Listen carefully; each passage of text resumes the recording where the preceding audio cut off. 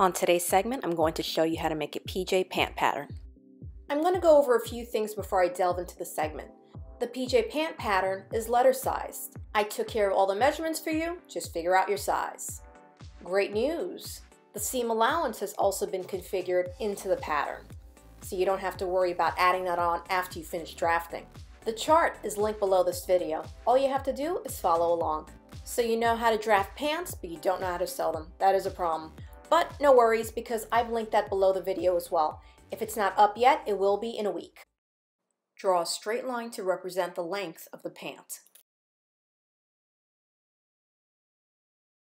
Come down 1 inch from the top edge, draft a straight line, and this will represent the waist.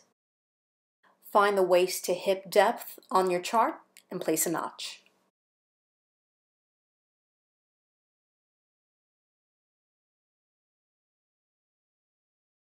From that notch, you will extend a line out, and this will represent the hip line.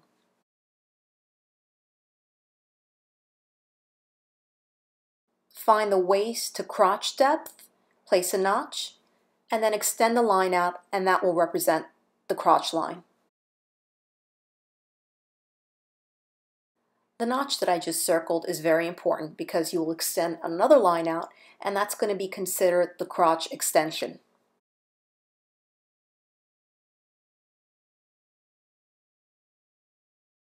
Find the hip to knee length, place a notch, extend another line out, and this will represent the knee measurement.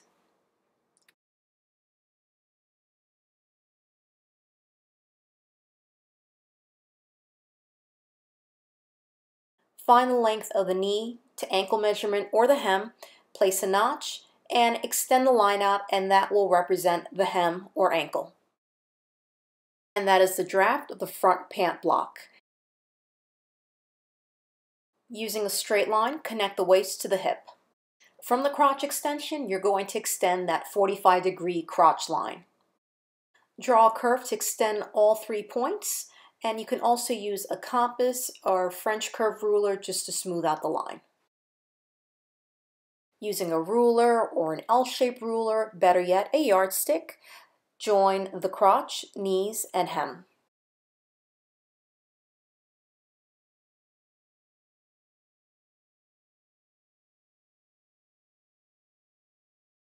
As mentioned earlier, the seam allowance has been configured into the measurements, so you don't have to worry about adding that on after finishing your pattern. But what you can do, go in 5/8 of an inch from the center front, draft a line, and label it center front. Now to place our notches. Come down 4 inches from the waistline, place a notch, and draw a little triangle there. For those of you who are petite, such as myself, we're going to place a couple of more marks, and I'll go ahead and show you how to make the adjustments later. Go up 1 inch from the hip line, draft a straight line, and label it petite. From the petite line, come down 1/2 inch and just place a couple of dashes. Now label that fold line. From the top edge of the waistline, come down 1.25 inches and place a line. This represents the fold line, which creates the casing for the waistband.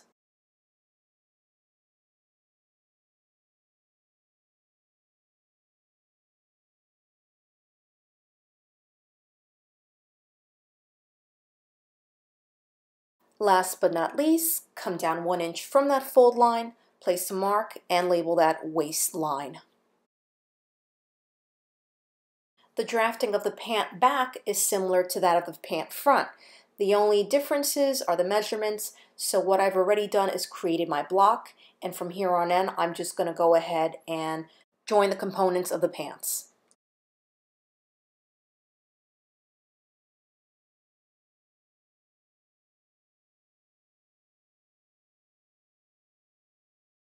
The crotch extension and the 45-degree extension will be a little larger for the pant back.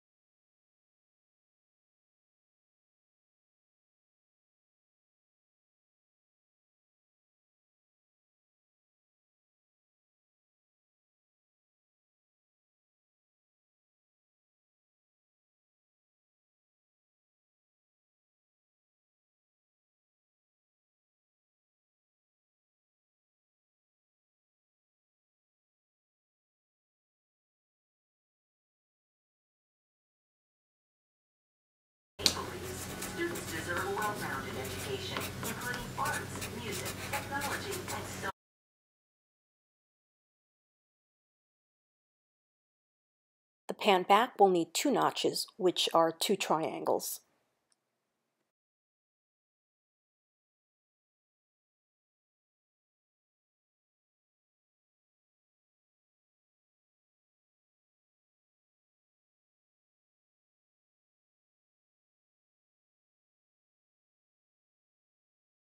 Label the pattern pieces, add in the grain lines, and you're done. If you are petite, please continue to watch, and I will show you how to make the adjustment to the patterns.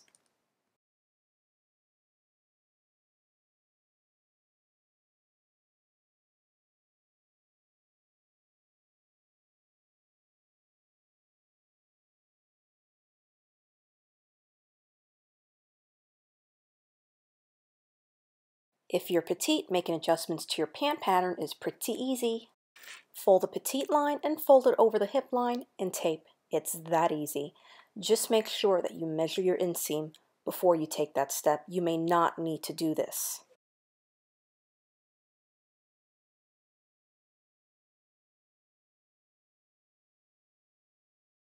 You'll have a little bit of an excess. You'll just clean it up and make sure the line is nice and smooth.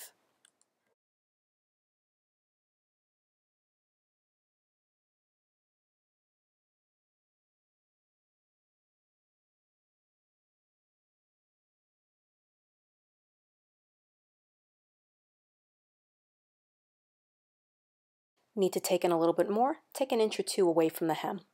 This concludes our segment. If you have not subscribed, please don't forget to do so, and I'll see you guys next time. Bye!